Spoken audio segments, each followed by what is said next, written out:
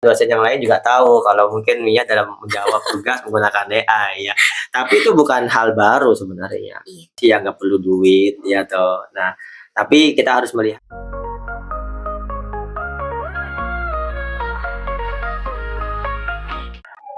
Halo Sobat Bisnis, cari cuan yuk. Kembali lagi di podcast Entrepreneur Club. Ruang diskusi kita yang seru, penuh insight, dan tentunya bikin kamu siap menghadapi dunia nyata. Kenalin nih, aku Mia Risnanda, salah satu mahasiswa program studi administrasi bisnis semester 2 dan salah satu member dari Entrepreneur Club. Nah, di sini aku bakal nemenin kamu untuk bahas yang lagi tren di kalangan generasi muda, yaitu tren job hopping. Yaps, kamu nggak salah dengar. Tren ini sudah viral di media sosial. Di TikTok, Instagram, bahkan LinkedIn, mereka banyak sekali bilang, udah kerja 6 bulan, tapi dapat tawaran baru nih. Lalu muncullah istilah, ya udah, pindah aja dulu. Tapi pertanyaannya, gimana sih tren ini bisa muncul? Apa tren ini muncul dari perilaku Gen Z yang cepat bosan? Atau justru ini muncul karena cara kerja mereka bertahan dan bertumbuh di era digital ini? Nah, tentunya aku tidak sendirian di sini. Bakal ada narasumber yang keren untuk temani aku di sini. Beliau adalah Bapak Muhammad Rizky Firdaus, salah satu dosen dari Fakultas Ilmu Sosial dan Ilmu Politik Universitas Merdeka Malang. Langsung aja kita sambut Bapak Rizky. Halo Bapak, selamat Halo, datang. iya. Gimana nih Pak kabarnya hari ini? Alhamdulillah sehat, Alhamdulillah sehat. Tetap semangat Pak ya. tetap semangat, tetap kuat. Wah, oke. Nah, aku seneng banget nih bisa ngobrol bareng Pak Rizky di sini karena aku lihat dari kemarin itu Pak Rizky sangat sibuk sekali kah atau padat sekali jadwalnya? Ya namanya juga kita kerja ya kan. Iya. Ya, saya sih prinsipnya apapun kesibukan yang penting tetap sehat, Iya, tetap semangat. alhamdulillah Pak, siap. Nah, kita di sini akan membahas tentang fenomena yang lagi tren di kalangan generasi muda nih Pak, yaitu tentang job hopping. Pasti Bapak sudah paham lah ya tentang job hopping ini. Nah, aku mau tanya nih Pak, sebenarnya kenapa sih tren job hopping ini tuh bisa muncul? Apa yang melatar belakangi job hopping ini Pak? Oke, terima kasih sebelumnya saya sudah diundang di sini ya di podcast yang luar biasa. Saya lihat settingannya, ruangannya, gitu kan, hostnya, oke. Saya juga mengikuti beberapa episode dari podcastnya EC ya. Terakhir itu saya tonton mengundang founder ya Iya, dari benar. Akademi Robotik nomor 1 di Malaysia, luar biasa sekali. Oke. Kembali ke pertanyaan tentang job hopping ya. Ini ejaannya HOPPING ya, bukan HOPING. Karena kalau P-nya satu berarti kan hopping ya kan. Tapi kalau HOPPING itu kan lompat ya. Nah, ini kan satu job hopping ataupun sering berpindah-pindah dari satu pekerjaan ke pekerjaan yang lain ya, itu bukan fenomena yang muncul tiba-tiba, tapi ini merupakan hasil dari perubahan zaman dan juga pergeseran nilai-nilai yang dibawa oleh generasi baru, terutama Gen Z. Tadi Iya. disebutkan Gen Z ya. Benar Pak. Yang mana kita tahu ya bahwa beberapa karakteristik dari Gen Z itu yang membuat munculnya perilaku-perilaku baru di dalam dunia kerja. Oke. Gen Z ini kan identik dengan generasi digital native ya kan. Mereka terbiasa mendapatkan informasi, mendapatkan solusi ya menggunakan teknologi entah itu AI gitu kan, secara cepat instan gitu. Iya, benar. Dan harapan mereka juga di dalam dunia kerja mereka mendapatkan feedback, mendapatkan reward ya kan, juga secara instan ya. Tapi fakta di lapangan kan tidak seperti itu ya.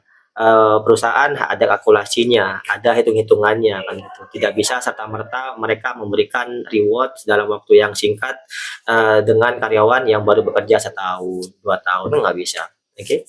Nah, oke nih Pak, kadang kan kita mikir ya kalau ada orang kerja tuh, tapi kok cepet banget gitu cabutnya. Mereka itu cepet banget pindah dari perusahaan satu ke perusahaan lainnya. Nah, tapi kalau kita lihat lebih dalam lagi nih, pasti kan ada faktor internal dari perusahaan itu sendiri. Hmm. Nah, menurut Bapak nih, biasanya apa sih yang bikin karyawan muda itu ngerasa mereka harus pindah tempat kerja? Oke. Kalau tadi yang pertama kan, kita membahas tentang faktor Iya, individunya gitu betul. kan, ya, karakter, dari Gen Z ini kan yang mereka terbiasa instan gitu kan. Kemudian realita di lapangan mereka tidak menemukan itu, akhirnya mereka, apa namanya, merasa, kurang mendapat apresiasi, akhirnya mengeluh kan gitu. Iya, benar. Nah itu kan dari aspek individunya. Pertanyaan yang berikutnya adalah, faktor dari internal perusahaan. Hmm. Nah, saya yakin ya bahwa setiap perusahaan itu mereka sudah punya hitung-hitungan ya, ketika merekrut karyawannya, oke. Dan mereka juga punya harapan terhadap karyawannya ketika mereka menggaji 3 juta per bulan misalnya. Maka, mereka berharap atau berekspek bahwa karyawan tersebut memberikan ya minimal senilai 3 juta juga Hmm. ke perusahaan kan gitu, bahkan harusnya lebih ya kan. Nah, kalau, dalam kasus seperti itu, harusnya karyawan tidak ada tendensi untuk pindah ya kan. Tapi kalaupun misalnya, perusahaan sudah memberikan ya apa yang seharusnya menjadi hak karyawan, kemudian tetap juga dia mau pindah, berarti kan yang masalah bukan dari sisi Perusahaan, perusahaannya ya, tapi tapi dari ke individunya. individunya. Oh, oke. Sebelum ke pertanyaan selanjutnya nih, Pak, mungkin Hmm. Bapak mau minum dulu? Kita Wih, sediain di sini ada minuman ada juga. minum di sini. Ada, Bapak mau kopi atau teh nih? Waduh, luar biasa. Maunya sih, yang fancy ya, tapi tapi untuk kali ini mungkin teh cukup deh kayaknya. Oke, boleh nih teman-teman. Terima kasih, luar biasa ini. Mungkin pizza ada di situ? Hah? Oke, nanti mungkin Pak ya. Oh, oke.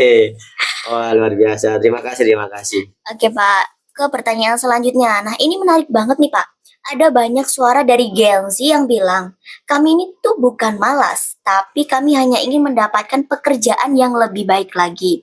Nah, yang jadi pertanyaan ini, seberapa besar sih Pak pengaruh faktor ekonomi terhadap mentalitas tren job hopping ini? Oke. Kalau kita ngomongin faktor ekonomi itu kan berarti duit ya, Iya, ya kan? benar. Nah, sekarang siapa sih yang nggak perlu duit, ya toh? Nah, tapi kita harus melihat dari, sesuatu yang lebih komprehensif ya. Artinya memang semua orang butuh duit, tapi sekali lagi bahwa, antara kepentingan perusahaan dan kepentingan karyawan itu harus imbang, ya. Karyawan memang perlu uang untuk survive ya kan, untuk bertahan hidup ya, untuk bisa menghidupi, dirinya dan anggota keluarganya ya. Tapi perlu kita, ketahui dan perlu kita catat bahwa perusahaan pun ya perlu, keuntungan untuk bisa sustain ya kan. Nah, Iya. maka harus dilihat dari kedua aspek ini kan gitu. Nah, tadi yang saya sampaikan, kalau perusahaan sudah memberikan semua hak karyawan, ya kan, kemudian, mencoba, berupaya untuk bisa memberikan fasilitas yang nyaman untuk karyawan, ya kan, eee, kemudian, juga ditambahkan dengan bonus misalnya, ya kan, tunjangan-tunjangan misalnya, tapi, karyawan itu tidak merasa puas, ya kan. Terus juga tidak memberikan kontribusi yang maksimal kepada perusahaan. Ya berarti memang karyawannya aja yang malas, ya kan, yang memang, tidak produktif ya. Hmm. Nah, kurang lebih seperti itu sih, Mia. Oke, tadi kan Bapak sempat bahas juga kalau generasi muda itu pengen cepet yang instan-instan. Mereka itu melihat orang itu dari eh, enaknya saja gitu, Pak. Nah, berarti ini kan masuk ke dunia media sosial juga. Nah, hari ini tuh semua informasi itu dapat dengan mudah. Mulai dari kita mau belajar nih bisa lihat YouTube, kita mau cari pekerjaan bisa melihat di LinkedIn atau kita buka usaha nih Pak ya. Kita bisa lewat platform TikTok, Instagram. Nah, tapi di balik kemudahan itu Pak, kadang tuh muncul tekanan baru. Nah, menurut Bapak nih, apakah platform seperti LinkedIn atau media sosial lainnya itu lebih banyak membawa dampak positif atau malah jadi tekanan nih, Pak? Oke. Nah, ini menarik sekali ini Hmm. ya. Saya jadi agak mikirin untuk jawab ya. Ya baik, menurut saya pribadi yang namanya teknologi itu kan hanya alat ya ataupun Iya. tools ya, layaknya pisau dapur gitu kan. Layaknya beberapa tools lain itu bisa kita gunakan untuk kebaikan atau sebaliknya. Sama seperti teknologi, dia hanya alat saja untuk bisa meningkatkan produktivitas kita, meningkatkan efisiensi ya toh. Dan ada sisi baiknya, ada sisi kurang baiknya, ya kan. Nah, sisi baiknya ya kita bisa menggunakan itu untuk lebih produktif sebagai mahasiswa misalnya Iya. menggunakan AI ya, Iya, ChatGPT, benar. nugas. Iya, itu saya selalu menggunakan itu, Bapak. Nah, Jadi jujur di sini ya. nggak apa-apa ya, nanti biar dosen yang lain juga tahu kalau mungkin Mia dalam menjawab tugas menggunakan AI ya. Tapi itu bukan hal baru sebenarnya. Iya. Ya, dunia akademisi pun sekarang hampir semua mereka, menggunakan AI, alat bantu, ya tools, ya kan. Iya. Nggak ada yang salah dengan itu, ya. Tapi, kita harus tahu juga bahwa yang namanya sosial media ini kan ada sisi, kurang baiknya ya. Hmm. Banyak dari konten-konten yang, seliweran di IG kita, di TikTok kita itu kan hanya menampilkan sisi terbaiknya, Benar, ya Pak. kan. Iya. Tapi behind the scene-nya emang pernah ditampilkan? Kan nggak pernah, ya kan. Mereka, bercerita dengan modal, hanya 5 juta, ya saya bisa mendapatkan 100 juta, ya kan. Tapi kan 2 tahun sebelum dia struggle kan tidak diceritakan, ya atau tidak diceritakan, tidak disampaikan ya, dan kita hanya termakan oleh sisi terbaiknya saja, ya. Iya. Akhirnya apa, yang masuk ke sugesti kita adalah, "Oh, kalau saya pengen, cepat kaya, saya modal 5 juta, nanti bulan depan langsung dapat 100 juta." Kan gitu, ya Iya, kan. Pak. Mentalitas instannya itu langsung terbentuk, nah itu yang Hmm. salah. Oke. Mungkin bisa diminum Oh, dulu nih, Pak, oke, tehnya. siap siap siap siap. Wah, ini tehnya ini spesial kayaknya ini ya. Iya dong. Diaduk dulu ya kan. Gimana, Pak, rasanya? Ah, enak sih ya, anget. Oke. Oke. Mungkin bisa nih lanjut ke pertanyaan selanjutnya. Siap. Oke. Ada banyak orang yang bilang juga nih, Pak, daripada loncat ke perusahaan lain, mending kita tuh buka usaha aja. Nah, Hmm. apakah ini tuh langkah yang realistis atau malah terburu-buru, Pak? Iya, kalau kita ngomongin tentang, langkah ataupun pilihan hidup itu kan kembali ke individu ya, ya. Ketika mereka mengambil satu keputusan berarti harus dipertimbangkan, pro and cons-nya, plus minusnya kan gitu. Nah, kalau pilihannya apakah mereka bertahan di perusahaan itu, ya ataupun mereka resign dan memulai usaha baru, ya kembali lagi apa yang menjadi motivasinya, ya kan.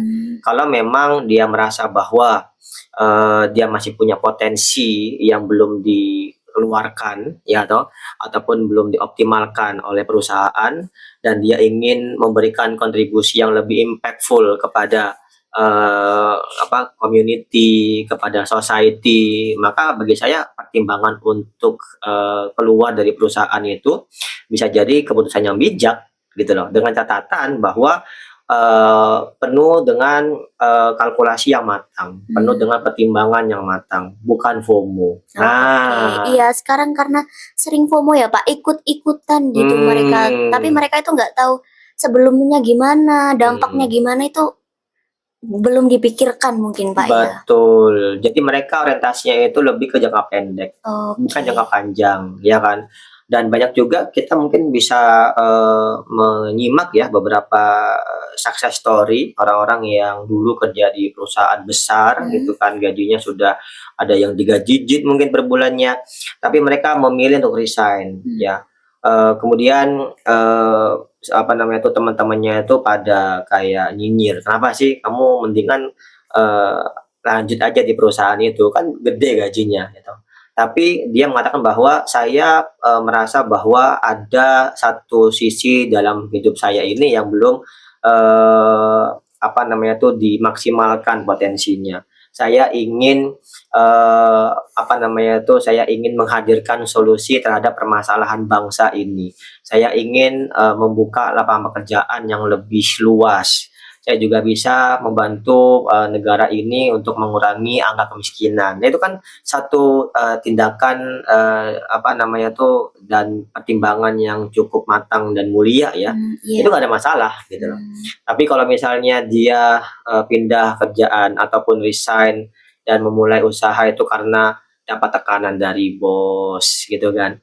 Terus tidak bisa diberikan target tambahan target setiap bulannya. Nah, itu sih kalau saya bukan motivasi yang cukup bijak ya ataupun pertimbangan yang cukup bijak ya, tapi lebih ke al-malas tadi. Oh, males-malesan lah ya. Iya, betul. Oke, ini mungkin jadi pertanyaan yang terakhir dari obrolan kita hari ini, Pak. Saya ingin menanyakan nih, kalau kita rangkum semua tentang job hopping tadi, Pak, apakah pindah itu sesuatu yang wajar dan boleh dilakukan atau seharusnya dilawan, Pak? Oke. Mungkin mempertegas ya jawaban saya sebelumnya bahwa ini tergantung ya dari kebutuhan setiap individu ya. Saya tidak bisa mengeneralisir bahwa pilihan untuk pindah itu merupakan pilihan yang paling bijak, bukan juga.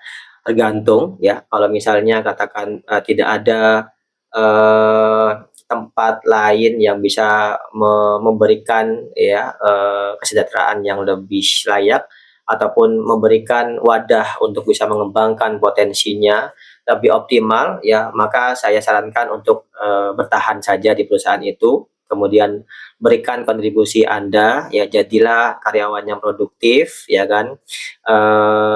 Apa yang menjadi ketentuan perusahaan harus kita patuhi kan gitu. Tapi di sisi lain kalau misalnya sudah memberikan yang maksimal kepada perusahaan, tapi in return-nya ataupun bentuk apresiasi perusahaan ke kita ini kita anggap kurang oke ya, ataupun bahasa sekarang nggak worth it gitu kan. Nggak worth it. Nggak worth it. Maka ya peluang untuk kita pindah harus kita pertimbangkan. Oke, jadi dapat disimpulkan bahwa fenomena job hopping ini harus dilawan, tapi apabila keadaan sudah tidak memungkinkan, misal tempat kerja yang toksik, nah kita baru boleh pindah gitu. Yes, betul sekali. Nah, luar biasa banget obrolan kita hari ini Sobat Bisnis, dan terima kasih Pak Rizky atas Sama-sama. waktunya dan ilmu yang telah diberikan. Dan terima kasih juga buat Sobat Bisnis telah menemani kita di sini. Dan jangan lupa follow akun kita dan share video ini ke teman kalian yang suka bilang, ya udah pindah aja dulu. Oke, dan kita sampai jumpa bertemu di episode selanjutnya. See you.